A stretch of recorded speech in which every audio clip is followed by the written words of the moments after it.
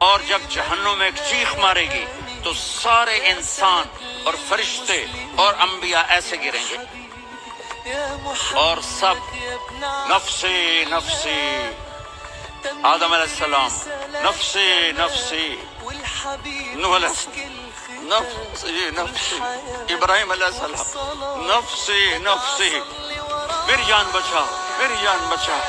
ایک طرف سے ایک آواز آئے گی، یا رب امتی امتی، یا رب امتی امتی، یا اللہ میری امت، یا اللہ میری امت، یا اللہ میری امت۔ تو نظریں طواف کریں گے، یہ آواز کہاں سے آ رہی ہے؟ یہ کون بول رہا ہے؟ سب سے الگ کون ہے جو امتی امتی کہہ رہا ہے؟ جب نظریں آواز کی طرف چلتے چلتے چلتے چلتے پہنچیں گی تو وہاں میرے آپ کے چولی پھیلا کے میری امت کو، یا اللہ میری امت کو۔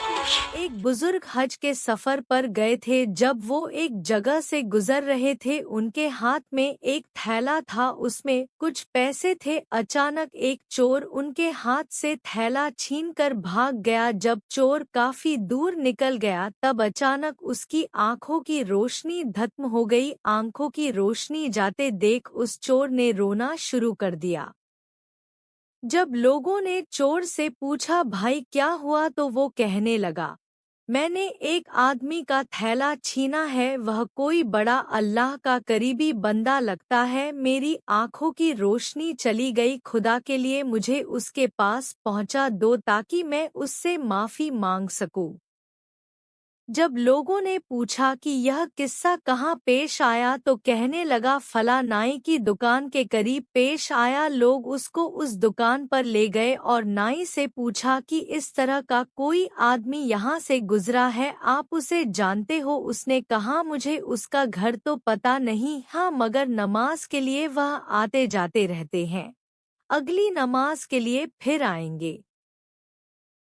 یہ لوگ انتظار میں بیٹھ گئے۔ وہ بزرگ اپنے وقت پر تشریف لائے۔ لوگ اس چور کو ان کے پاس لے گئے تو اس چور نے جا کر ان کے ہاتھ پاؤں پکڑ لیے کہ مجھ سے غلطی ہو گئی، گناہ ہو گیا، نادم ہوں، شرمندہ ہوں، میری آنکھوں کی روشنی چھن گئی، آپ اپنے پیسے واپس لے لیجئے اور مجھے معاف کر دیجئے تاکہ اللہ تعالیٰ میری آنکھیں ٹھیک کر دے۔